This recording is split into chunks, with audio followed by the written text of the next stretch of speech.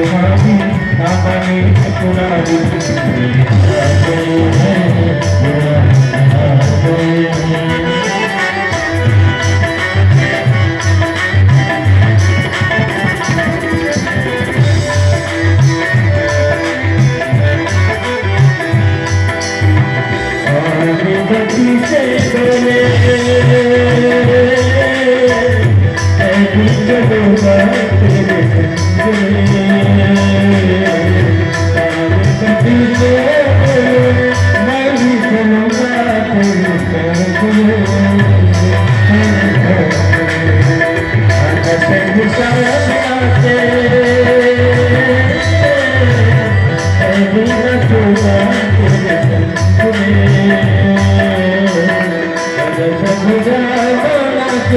मैं भी न झूठा तेरे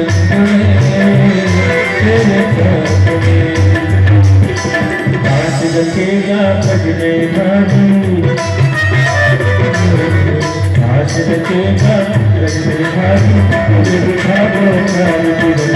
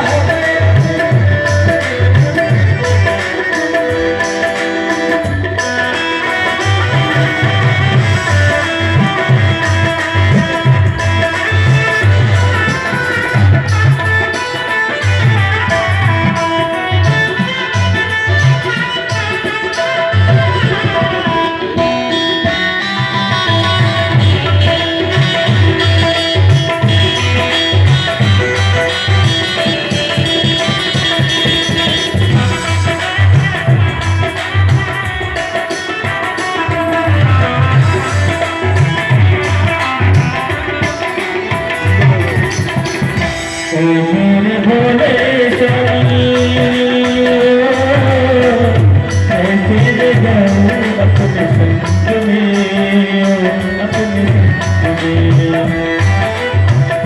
मेरे भोले स्वामी ऐसे ले जाऊं अपने संग में अपने संग शाम के सिवा पुरुष लगाए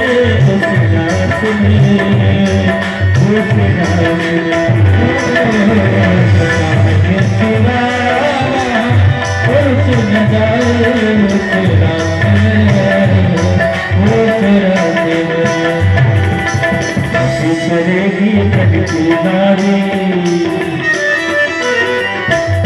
करेगी कटकी नारी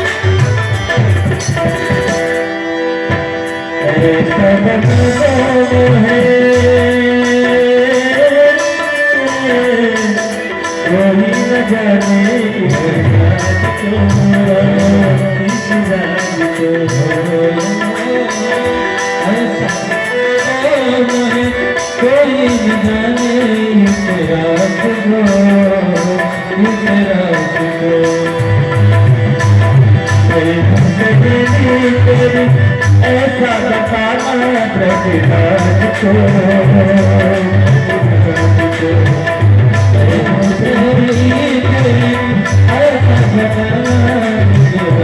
जोड़ा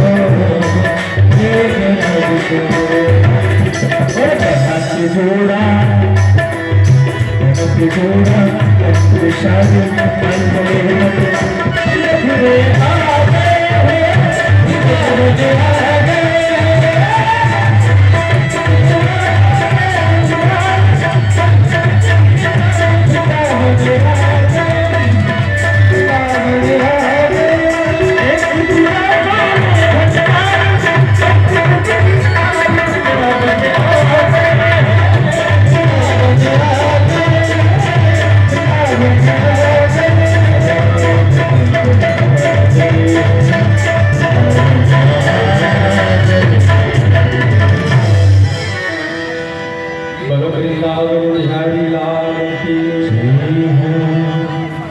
एक दिन देवताओं ने विचार किया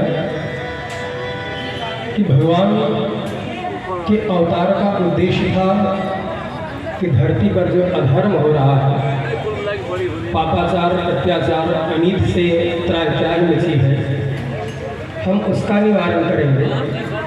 पर ये तो गोपियों के गले में गलबैयाँ डाले हुए कहीं रासलीला करते हैं, कहीं माखन चोरी, कहीं गाय चराते, ये भगवान का काम नहीं है। कंस का अत्याचार तो दिन प्रतिदिन बढ़ता ही जा रहा है।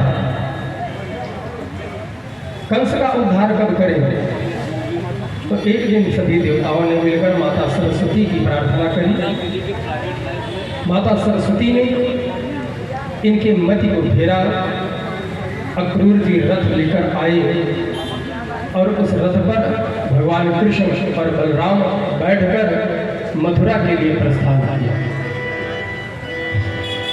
गोपियों को जब ये मालूम हुआ कि आज भगवान श्याम सुंदर हम सबको छोड़कर यहाँ से मथुरा जा रहे हैं, व्याकुल होकर रोने लगे। भगवान उन गोपियों को विरह देखते हैं, उन्हें समझाते हैं। गोपियाँ कहती हैं, हे केशव, कितने दिन तक आप हम सबके बीच में रहे, जो प्रेम हम लोगों को दिया, जो स्नेह किया, जो हम सबके प्रति त्याग किया, हम लोगों ने भी आपके प्रति समर्पित कर दिया।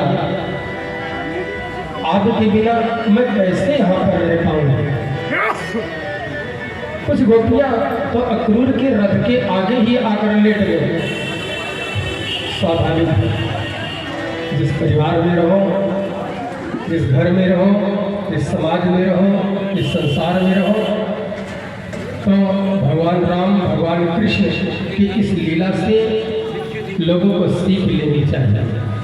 जैसे भगवान राम ने कौशलपुरवासी नर नारी वृद्धि अरुवार प्राण ते प्रिय लागत है, सब कहूँ राम कृपाल। इतना उन्होंने परिवार और समाज में स्नेह किया, प्रेम किया कि वह जब रथ पर बैठकर वन के लिए प्रस्थान किए तो उनके साथ में जितने थे सब लोग वहां से चले गए। यहाँ तक कि जो घोड़े रथ में लगकर उनको भेजने गए वह घास खाना बंद कर दिए, जल पीना बंद कर दिया। यही स्थिति गोपियों की। आज 7वां दिन हम लोगों को भी आप सबके बीच में आए हुए और यहाँ पर देखकर ये लग रहा है कि हम लोग भी कभी एक परिवार के थे। आप लोगों का स्नेह, आप सबका प्रेम देखकर बिछड़े थे, आज भगवान ने हम सबको मिला दिया। चलने लगो कहीं से तो स्वाभाविक है विदाई के समय लोगों के आंखों में करुणता आ ही जाती है।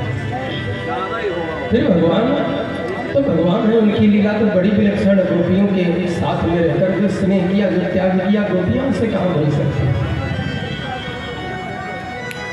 गोपियों ने निवेदन करना शुरू किया, प्रभु आप जा तो रहे हो,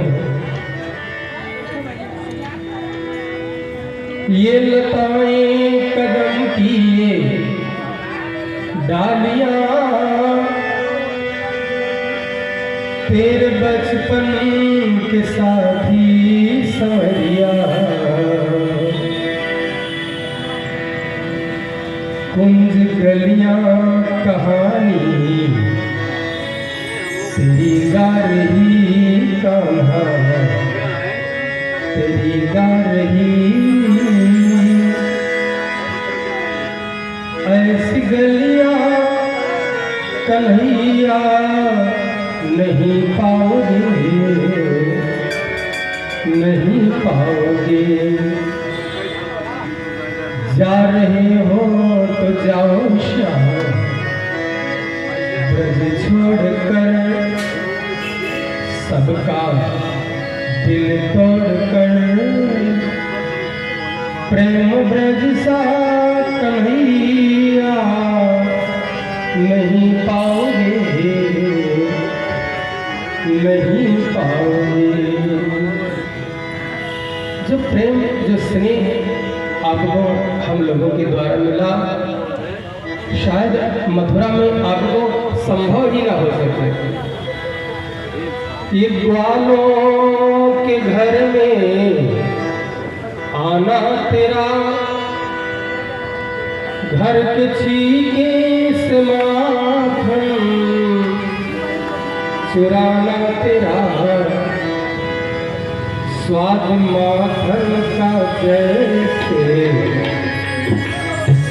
ब्रज में मिला, ब्रज में मिला।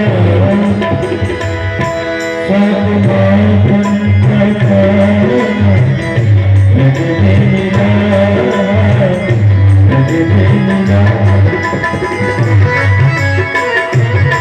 स्वाद ऐसा कन्हैया नहीं पाओगे, नहीं पाओगे। स्वाद माखन का ब्रज में मिला, ब्रज में मिला। स्वाद ऐसा कन्हैया नहीं पाओगे, नहीं पाओगे। जा रहे हो तो जाओ श्याम, ब्रज छोड़कर सबका दिल तोड़कर। प्रेम ब्रज सा कन्हैया नहीं पाओगे, नहीं पाओगे।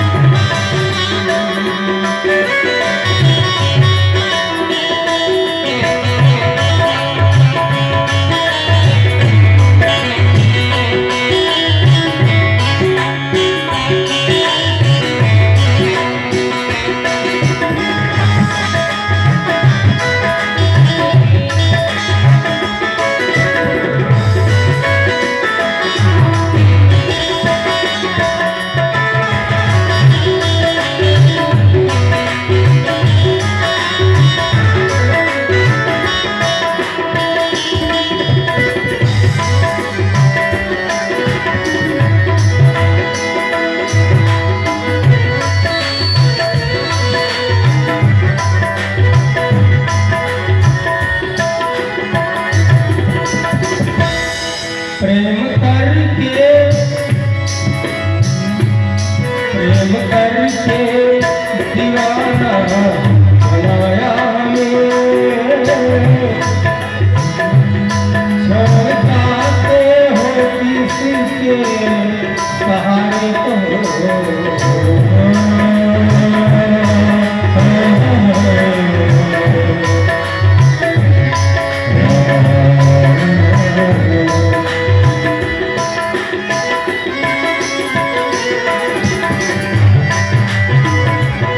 प्रेम करके दीवाना बनाया हमें। छोड़ जाते हो किसके सहारे तो, सहारे तो। नंद मुरली के जैसे दीवाने हुए, दीवाने हुए।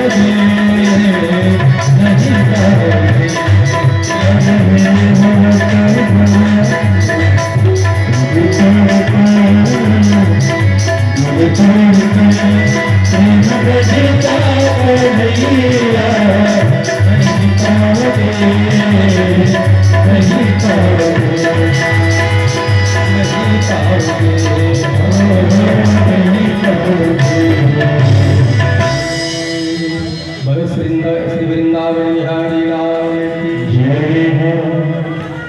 भगवान ने सोचा कि गोपियों के प्रेम में ज़्यादा पड़ेंगे, तरफ लगाते हैं, हमें सीख देता है कि हम समाज में ऐसा कोई कर्म न करें कि हमारा मस्तक नीचे झुक जाए, कि तिलक हमारा इस प्रकार ऊपर की तरफ लगाते हैं, हमारा मस्तक हमेशा ऊपर उठा रहे।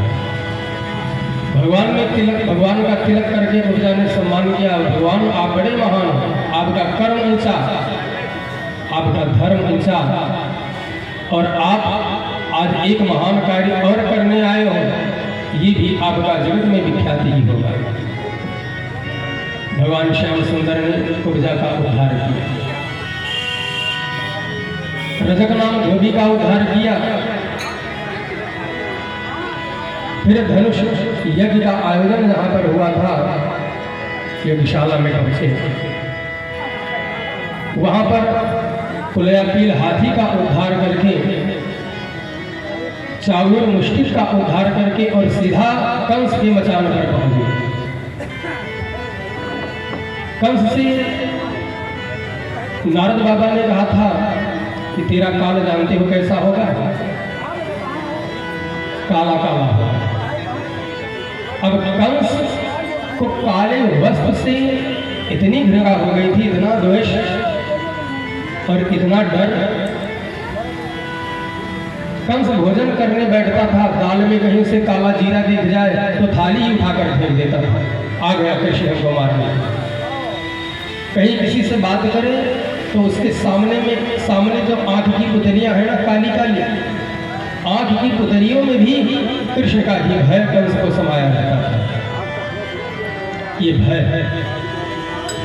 मचान पर पहुंच गए भगवान श्याम सुंदर, और एक ही झटके में उनके मुकुट को दूर भेज दिया। कंस के बाल को पकड़कर सिंहासन से घसीटते हुए लाकर नीचे पटक दिया। अब भगवान कृष्ण और कंस में भयंकर युद्ध प्रारंभ हो गया। कहीं कंस प्रहार करने की कोशिश करता है, काफी देर तक युद्ध चलता रहा। अंत में भगवान कृष्ण ने जोर से एक मुक्के का प्रहार कंस की छाती पर किया कि कंस के प्राण पर उड़ गए। महाराज जी पकड़ दीजिए, कंस के वध करो। जब पृथ्वी पर आकर पड़े उतारो धूप, और ऊपर दर्शन दियो श्याम चतुर्भुज रूप। बोलो कंस मर्दन भगवान की बाबा जी से निवेदन कि भुरकी पटक दे। हो गया? अरे मरा कंस की जिंदा है। अच्छा हाथ फिर लौटना। ये भी एक औपचारिकता पूरी की जाती है। हाथ पैर धुल लीजिएगा, वैसे हो सके तो स्नान कर लो, लेकिन चलो हाथ पैर धुल करके आ जाए। चलो स्नान संभव नहीं, हाथ पैर धुल कर आ जाए। भगवान कंस का उद्धार करके कारागार में पहुंचे। वहां अपने नाना और नानी व जितने लोग बंदी थे उन सबको मुक्त किया। फिर अपने माता पिता वसुदेव और देवकी के पास पहुंचे, उनके चरणों में प्रणाम किया। माता देवकी ने पूछ लिया, बेटा आप कौन? भगवान ने कहा, मां आपको याद नहीं? आपका विवाह जब हुआ था, आपको विदा करने के लिए मामा कंस जब स्वयं रथ पर बैठकर चले थे, तो उस समय आकाशवाणी हुई थी कि एक कंस तू जिसको भेजने जा रहा है ना, इसका 8वां लाल तुम्हारा काल है।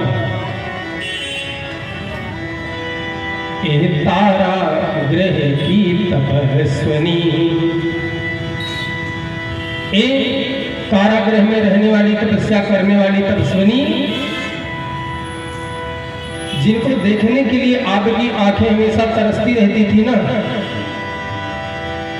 जो आंखें रोज तरसती थी, मैं उन आंखों का तारा हूं। एक कारागृह की तपस्विनी, मैं 8वां लाल तुम्हारा। मैं ही तो आपका 8वां लाल हूं, 8वीं संतान हूं। कंस मामा का उद्धार किया। देवकी माता के नेत्र से प्रेम के आंसू गिरने लगे। भगवान कृष्ण को हृदय से लगा लिया। भगवान कृष्ण ने कंस का उद्धार करके मथुरा के राजा बने। कंस की 2 पत्नियां थी, अस्ति और प्राप्ति। इन्होंने जाकर अपने पिता जरासंध से शिकायत करी, तो जरासंध ने 23 अक्षौहिणी सेना लेकर मथुरा के ऊपर आक्रमण कर दिया। पर जितनी बार जरासंध मथुरा के ऊपर आक्रमण करता था, भगवान उनकी सेना को पराजित करते चले जा रहे। एक नहीं, 17 बार जरासंध ने मथुरा के ऊपर आक्रमण किया और 17वां बार उनकी सेना को पराजित करके और जरासंध का भी उद्धार किया। बोलो सच्चिदानंद भगवान की जय हो। भगवान मथुरा के राजा बने ही इनका यज्ञोपवीत संस्कार हुआ, दोनों भाइयों का। कल हमने निवेदन किया था, पर समय अल्प होने के नाते आज भी उतना ही समय है, समय ज़्यादा नहीं है, पर थोड़ी सी चर्चा करेंगे। ऋषियों ने 16 संस्कार बनाया था। हमारे समाज से धीरे धीरे संस्कार नष्ट हो गए, पर आप सबने ये देह में बुलाया है, तो मैं परिश्रम करने से पीछे पैर नहीं हटाता हूँ। आप सब ने तो पूरा दिन देखा ही होगा और इतनी टाइम फिर आप सबकी सेवा में, तो जो कुछ समय मिला है उसमें भी हम आप सबको बताने का प्रयास करेंगे।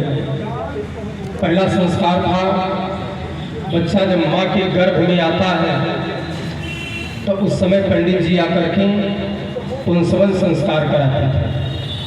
बच्चा जब 1 से लेकर 3 महीने का हो जाता है तो उसका मस्तिष्क विकास की तरफ लग जाता है। ऐसे दिनों में माताओं का खान पान, चिंतन, चरित्र, आचरण, आहार, विहार, व्यवहार, विचार बहुत शुद्ध होना चाहिए, क्योंकि गर्भस्थ शिशु के ऊपर उस वातावरण का प्रभाव जाता है। रूस के एक वैज्ञानिक थे डॉक्टर शिरोविच, उन्होंने शोध किया कि बच्चा जब 6 महीने से ऊपर हो जाता है माँ के गर्भ में, तो उसका मस्तिष्क और विकास की तरफ बढ़ जाता है। ऐसी स्थिति में जो माताएं जैसा चिंतन करती हैं, वो चिंतन, वो विचार उस बच्चे के मस्तिष्क में भी बैठता है। यदि घर में खुशी का माहौल है, माताएं उस समय प्रसन्न है, तो बच्चा भी अंदर प्रसन्न होता है, हंसता है, खिलखिलाता है। यदि माँ को किसी प्रकार का कष्ट है, दुख है, तो बच्चा भी दुखी होता है। आजकल ऐसी परिस्थिति में डीजे जो बजते हैं ना, ढिच्चिक ढिच्चिक, यदि माताएं ऐसी परिस्थिति में डीजे के सामने नाचती हैं, तो बच्चा जब पैदा होगा तो नचनिया ही बनेगा, इससे ज़्यादा कुछ नहीं बन सकता। ऐसी परिस्थिति में बहुत तली भुनी और चाट पकौड़े नहीं खाना चाहिए, तो बच्चा भी चटपटा पैदा हो जाता है। ऐसी परिस्थिति में घर का माहौल बहुत शुद्ध होना चाहिए। विदेश की एक घटना मिलती है, एक पति पत्नी थे, दोनों बहुत गोरे चिट्टे थे, पर उनका बच्चा काला कलूटा पैदा हो गया। तो उन्होंने वैज्ञानिकों से पूछा कारण क्या है। उनके घर का निरीक्षण किया, तो जहाँ उनकी धर्म पत्नी का बेडरूम था, तो देखा एक काले निगोड़ी हंसी का फोटो लगा था। कहा ये क्या है? कहा ये मेरी बेटी के हाथ की ड्राइंग है। बस यही कारण है कि जिससे आपका बच्चा एक काला हो गया। का मतलब? कहा आपके ठीक सामने ये फोटो लगा है। जब आप रात में सोती हो तो इसी का चिंतन करती हो। देखो तो ये कितना मोटा तगड़ा है, इसका कंधा कितना मोटा है, इसके कान कैसे हैं, इसकी आँख कितनी बड़ी बड़ी है, इसकी भुजा कैसी है, इसके बाल कैसे हैं, इसका स्वरूप कैसा है। तो सोते समय हम जिसका ज़्यादा चिंतन करते हैं वो स्मरण रात भर बना रहता है और वही स्वप्न में भी आता है, और सुबह उठकर उसी का दर्शन करती हो तो वो प्रभाव आपके गर्भस्थ शिशु पर चला गया। कारण यही कि बच्चा काला पैदा हो गया। इसलिए निवेदन करें, जहाँ आप अपने बेडरूम में या पूजा स्थान पर ऐसे किसी का फोटो लगाते हैं या हीरो हीरोइन का फोटो लगाते हैं, तो उन हीरो हीरोइन से हमारे ये राम जी, हमारे श्याम जी, हमारे ये भगवान शंकर, स्वामी विवेकानंद, ये कम सुंदर नहीं है ये हीरो। आप किनका फोटो लगाइए और इसका प्रभाव बहुत बड़ा है। बच्चा जब जन्म लेता है तो उसका नामकरण संस्कार होता था। कल नामकरण की बात आई थी और समय अल्प होने के नाते नहीं निवेदन कर पाया। कहा गया है जथा नामे तथा गुणे, जिस प्रकार से बच्चे का नाम रखते हैं ठीक उसी प्रकार से उसके अंदर गुण भी आते हैं। आपने यदि अपने बच्चे का नाम दिवाकर रखा, आपका बच्चा आपसे पूछे पिताजी आपने हमारा ये नाम रखा, इसका क्या मतलब है, तब आप सूर्य की तरफ इशारा करेंगे, बेटा इस सूर्य का पर्याय है। आपने अपने बेटे का नाम रत्नाकर रखा, आपका बच्चा आपसे पूछे इसका क्या मतलब है, आप समुद्र की तरफ इशारा करेंगे, बेटा इस समुद्र का पर्याय है। आपने अपने बच्चे का नाम कहीं टिंकू रख दिया और बच्चे ने पूछा पापा इसका क्या मतलब है, तो कुछ नहीं, वो कैसेट में हमने गाना सुना था ना टिंकू जिया वाला, इसीलिए रख दिया, तो जिसका कोई अर्थ ही नहीं। तो नाम कैसे हो, आदर्श सूचक हो, देवी देवताओं के नाम से मिलते जुलते नाम होने चाहिए। वशिष्ठ जी ने कितना सुंदर नाम रखा था, जो आनंद सिंह सुख राशि सीकरते त्रैलोक सुपासी सो सुधाम राम यश नामा अखिल लोकदायक विश्रामा विश्व भरण पोषण कर जोई ताकर नाम भरत हसोई जाके सुमिरन ते रघुनासा नाम शत्रुघ्न वेद प्रकाशा लक्षण धाम सुराम प्रिय सकल जगत आधार। तो गुण वशिष्ठ पे ही राखा लक्ष्मण नाम उदार। तो नाम देवी देवताओं के नाम के आधार पर होने चाहिए। गांव में तो खैर बड़े अनर्गल नाम होते हैं, उन नाम से कोई मतलब नहीं, तो नाम अच्छी। तीसरा, जब बच्चा कुछ खाने की योग्य बन जाता था तो अपने घर पर अपने पंडित जी को, पुरोहित को बुलाकर एक छोटा सा यज्ञ करके और मंत्र के माध्यम से बच्चे को कुछ मीठा खिलाते थे। क्यों? आपका बच्चा मधुर भाषी है, ऐसी वाणी बोलिए मन का आपा खोए और को शीतल करे आपो शीतल हो, ये इसका भाव है। निवेदन करें, कल यहाँ पर हवन पूंगा होती है, ऐसी कोई माताएं हों जो बच्चे को जन्म देने वाली हैं, जिनके गर्भ में नवजात शिशु पल रहा हो, तो ज़्यादा कुछ नहीं, एक कटोरी गाय के दूध में खीर बनाकर लेकर चली आएंगी। यहाँ उनका पुंसवन संस्कार करा दिया जाएगा। ये तो गारंटी नहीं लेंगे कि बेटा ही होगा, पर इतना जरूर विश्वास दिलाते हैं कि जो संतान होगी वो आपका संस्कारवान होगा, आदर्श सूचक उसके अंदर गुण आएंगे। तो कोई माताएं बहनें ऐसी होंगी तो एक कटोरी गाय के दूध में खीर बनाकर सुबह पूजा में ले आएंगी, उनका पुंसवन संस्कार करा दिया जाएगा। पर 1 महीने से लेकर 5 महीने के बीच में होगा, तभी इसके ऊपर नहीं। कोई छोटे बच्चे होंगे, उनका अन्नप्राशन संस्कार करा दिया जाएगा। किसी बच्चे का नामकरण नहीं हुआ होगा तो ये परम सौभाग्य है कि सबनेश्वर महादेव के दिव्य प्रांगण में चल रही श्रीमद् भागवत कथा और उसके अंतर्गत आप पूजा पाठ यज्ञ में उपस्थित होंगे तो बच्चे का अन्नप्राशन संस्कार करा दिया जाएगा। ये कोई शुल्क की बात नहीं है, जिसकी जो स्वेच्छा वो चढ़ा सकते हैं भगवान के दरबार में, पर हम लोग कोई शुल्क नहीं लगाते। यही पूजा आपको अपने घर पर करानी हो तो 1100, 2100, 5100 लगेंगे, लेकिन इस सार्वजनिक कार्यक्रम हमारे भोले बाबा और सिन्हा साहब, शुक्ला जी, तिवारी जी आदि यहाँ पर जितने लोग बैठे हैं सब लोगों ने मिलकर किया है, तो कोई शुल्क की बात नहीं। विद्यारंभ संस्कार होता था, बच्चा जब पढ़ने योग्य हो जाता था तो उसे विद्यालय में भेजा जाए, गुरुकुल में भेजते। अब तो गुरुकुल नहीं रहेगा, विद्यालय भी नहीं, तो स्कूल हो गया, और वो भी इंग्लिश मीडियम। चलो ठीक है। राम जी का भी विद्यारंभ संस्कार हुआ था, नामकरण संस्कार हुआ था। नामकरण कर अवसर जानी, भूप बोली पढ़े मन ज्ञानी, और गुरु ग्रह गए पढ़न रघुराई, अल्पकाल विद्या सब पाई। उनका भी विद्यारंभ संस्कार हुआ था। जिनके बच्चे पढ़ने में कमजोर होंगे वो एक कॉपी एक कलम लेकर चले आए पूजा में। इसके बाद मुंडन संस्कार होता था। क्यों? 84 लाख योनियों में भटकने के बाद बच्चा जब माँ के गर्भ में आता है तो 84 लाख पता नहीं कौन से शरीर में रहा हो, तो कुसंस्कार उसके मस्तिष्क में ही रहता है। इसीलिए उस बच्चे का मुंडन संस्कार किया जाता है, अर्थात बाल छिड़वाया जाता है। लोग प्रयागराज, अयोध्या, काशी, वृंदावन, बालाजी, हरिद्वार लेकर जाते हैं, तो बालाजी और प्रयागराज महाराज और सरयू मैया आपके बच्चे के बाल के भूखे नहीं। इसका विज्ञान ये है कि 84 लाख योनियों में वो बच्चा, वो जीव आत्मा पहले था, तो उन 84 लाख योनियों में जो कुसंस्कार उसके अंदर थे, मुंडन कराकर उस बच्चे के मस्तिष्क के हटाए जाते हैं। किसी जन्म में कोई सांप था, आज वो मनुष्य हो गया है, तो सांप का क्या स्वभाव है? विष छोड़ना, है ना साहब? तो वो स्वभाव आज के लोगों में भी आपको मिलेगा। मौका मिलने पर अपने बातों के द्वारा वो जहर ही उगलते रहते हैं, चाहे परिवार में हो चाहे समाज में हो। कहीं कहीं देखा जाता है पति पत्नी में भी, बेटा और बाप में भी, और पास पड़ोस में भी ऐसे वो शब्द बोलेंगे कि मीठे शब्द नहीं निकल सकते हैं, केवल जहर ही उगलते रहते हैं। तो समझ जाए किसी जन्म में सर्प है, नाग देवता करने वाले, है ना? किसी जन्म में कोई बिच्छू था, तो वो संस्कार आज भी है। बिच्छू का क्या काम था?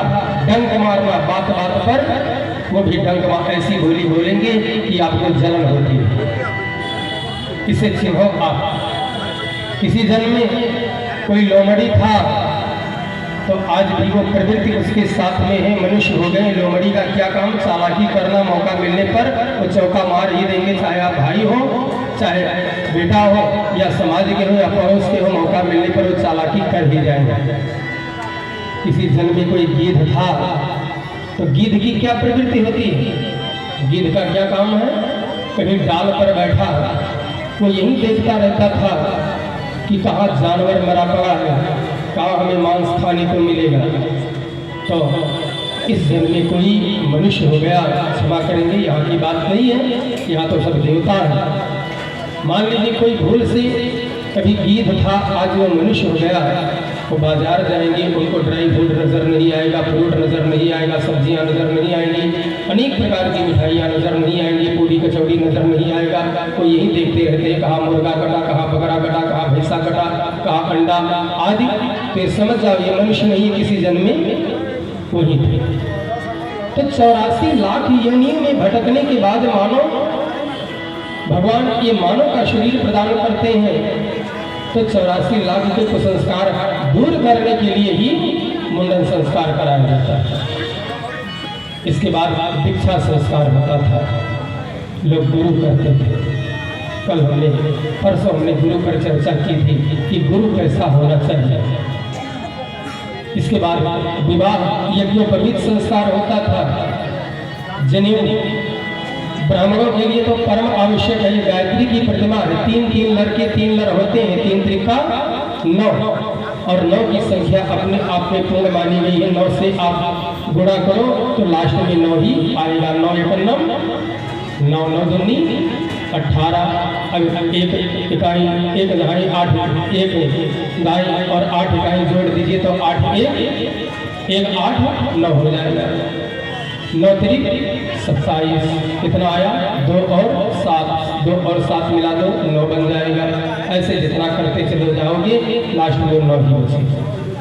तो संस्कार का महत्व। इसके बाद विवाह होता था। विवाह का मतलब बहुत कम समय है और कथा कहने से हमारा पेट भरता नहीं है। हम कितना पावे आप सबको बता दें, पर अब समय भाई जितना है उतना ही निवेदन कर पाएंगे। विवाह का उद्देश्य बी का मतलब होता है विचार और वाह का मतलब होता है वहन करना। दो अलग अलग विचार वाले जब आपस में मिलकर एक विचार बना लेते हैं उसी को विवाह कहा गया। आज विवाह का स्वरूप बदल गया। पहले जमाने में विवाह होते थे, रामायण में भी प्रूफ मिलेगा आपको। भगवान शंकर के विवाह में पढ़े वेद मुनि मंगल वाणी गगन समरधरी अवसर जानी, वेद मंत्र मुनिवर करही जय जय जय शंकर सुर करही।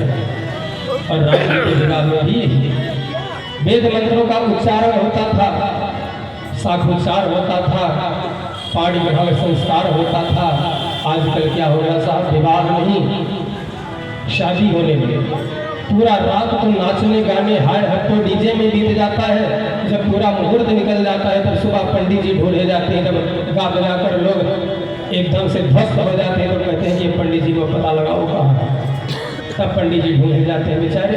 अब वो नींद में रहते हैं, आते हैं, विवाह कराने बैठेंगे तो बोलना चाहिए विवाह कराने वाला मंत्र, और बोलने लगते हैं मुर्दा फुकाने वाला मंत्र। वो बोलो सच्चिदानंद भगवान की, क्योंकि सारी रूपरेखा बदल गई। ये तो विवाह, ये विवाह जानते हो है विवाह बंधन प्यारा, गुड्डे गुड़ियों का खेल नहीं। धन दान दहेज प्रदर्शन से है इसका कोई मेल नहीं। इस संगम दो आत्माओं का काया छाया का नाता है। पत्नी और पति का यही समर्पण घर को स्वर्ग बनाता है। पति पत्नी आपस में घुल मिलकर रहते हैं तो घर में स्वर्ग जैसा वातावरण बन जाता है। विवाह का ये उद्देश्य है। आजकल तो लोग गुड्डे गुड़ियों की तरह विवाह को समझ बैठे। इसलिए निवेदन करेंगे आगे वानप्रस्थ संन्यास। हर माता पिता का परम धर्म बनता था कि बच्चे जब कुछ करने के योग्य बन जाते थे तो अपने घर का उत्तरदायित्व अपने पुत्र को सौंपकर और मोह माया से दूर होकर भगवान का भजन करते थे। और जो प्रतिभा उनके पास होती थी उस प्रतिभा का विकास समाज में करते थे। यही नहीं, दो संस्कार और एक है आजकल लोग विवाह दिवस जिसे मैरिज एनिवर्सरी के नाम से मनाने लगे। अच्छी बात होना चाहिए। और दूसरा जन्म दिवस, तो अब जन्म दिवस नहीं मनाया जाता है साहब। अब क्या मनाते हैं लोग? बर्थडे। अब बर्थडे भी नहीं। अब किसी से पूछो तो छोटे छोटे बच्चे कहते हैं पंडित जी आज हमारा बर्थडे है। अब ये बर्थडे क्या है ना? ये अड्डे बर्थडे सड्डे कहाँ से आ गया? कोई मतलब नहीं। निवेदन करेंगे कल किसी बच्चे, चलो उतना समय नहीं इसलिए हम क्षमा चाहते हैं, फिर कभी आप लोग मौका देंगे तो हम बताएंगे। जन्मदिन का मतलब ध्यान से सुन लीजिए। बच्चा जितने साल का हो जाता था उतना दीपक जलाकर घर में पंडित जी को बुलाकर सत्यनारायण भगवान की कथा सुनते थे। उतने दीपक जलाए जाते थे। एक दीपक अतिरिक्त जलाया जाता था बच्चे के मंगल जीवन के लिए। और जलते हुए ज्योति स्वरूप परमात्मा से प्रार्थना किया जाता था कि जिस प्रकार ये ज्योति का हमेशा नीचे से ऊपर की तरफ उठ रहा है, परमात्मा भी हमारे बच्चे को आगे बढ़ने की शक्ति प्रदान करे। परिवार वाले, रिलेशन वाले चारों तरफ से खड़े होकर बच्चे के ऊपर मंत्र के साथ अक्षत पुष्प की वर्षा करके आशीर्वाद देते थे। मेरा बच्चा चिरंजीवी हो, मेरा बच्चा दीर्घजीवी हो, मेरा बच्चा प्रगतिशील हो। अब ये व्यवस्था नहीं धीरे धीरे जा रही है भाई बहनों। न किसी आज की जो व्यवस्था है किसी रामायण में नहीं मिलेगा, किसी भागवत में नहीं, किसी वेद में नहीं, किसी पुराण में नहीं, किसी शास्त्र में नहीं। हम निवेदन करेंगे, लोग कहते हैं कि हमारा राष्ट्र हिंदू राष्ट्र होना चाहिए। अरे हिंदू राष्ट्र हो चाहे ना हो मेरे माई बाप, आप हिंदू बन जाओ, हिंदू राष्ट्र, अरे हिंदू सब लोग बन जाओ, बस आपका राष्ट्र हिंदू राष्ट्र हो जाएगा। राष्ट्र को बनाने की आवश्यकता नहीं है ना। हमारे हिंदू भाई कलावा नहीं बांधते, चंदन नहीं लगाते हैं, चोटी गाय। अरे किसी को चलो भगवान की कृपा से गाय भगवान सिर के बाल उड़ा लेंगे तो उनका क्या दोष। लेकिन जिनके वो बिल्कुल कटवा कर सफा चट रखना चाहते हैं। ब्राह्मण लोग जनेऊ नहीं पहनना चाहते हैं, पूजा पाठ कोई करना नहीं चाहता, शायद उसी में से हम लोग भी हैं। लोग नहीं होंगे। तो हिंदू पहले बनो, हिंदू सब लोग बन जाओ, आपका ये राष्ट्र हिंदू राष्ट्र हो जाएगा, इसमें कोई संशय नहीं है। बोलो सच्चिदानंद भगवान की निवेदन करें। ऐसे कोई गलत विचार, गलत आहार, गलत व्यवहार हमारे घर में, हमारे परिवार में हो, बैठकर विचार करना चाहिए, उनका परित्याग करना चाहिए और नए जीवन जीने के लिए आगे बढ़ना चाहिए। भगवान ने हमको जिंदगी दी है तो जिंदगी जीने के लिए दी है, इसे सोचने के लिए नहीं दी। आजकल जन्मदिन कैसे मनाया जाता है? एक टेबल पर सड़ा गला आटा से बना हुआ केक रख दिया जाता है, चारों तरफ गुब्बारे टांग दिए जाते हैं, बच्चे के हाथ में चाकू थमा दिया जाता है, रिश्तेदार लोग चारों तरफ से खड़े हो जाते हैं, मोमबत्ती जलाकर टेबल पर रख दी जाती है, बच्चे से कहा जाता है केक काटो, बच्चा केक काटता है, मोमबत्ती मुँह से फूंक कर बुझा दी जाती है, गुब्बारा फोड़ना शुरू कर देते हैं, ठाई ठाई फिस्ट होने लगता है गुब्बारा, सभी लोग तालियां बजाते हैं, बोलते हैं हैप्पी बर्थडे टू। ये क्या है? कौन से सनातन धर्म में है? ये किसका है? हमारे सनातनियों का नहीं है, हमारे हिंदुओं का नहीं है। सोचने की बात है, जो मोमबत्ती का प्रकाश उजाला देने वाला है, वो उसे फूंक कर उसे बुझा दिया, अंधेरा कर दिया, तो बच्चे के अंदर कैसे प्रकाश आता है?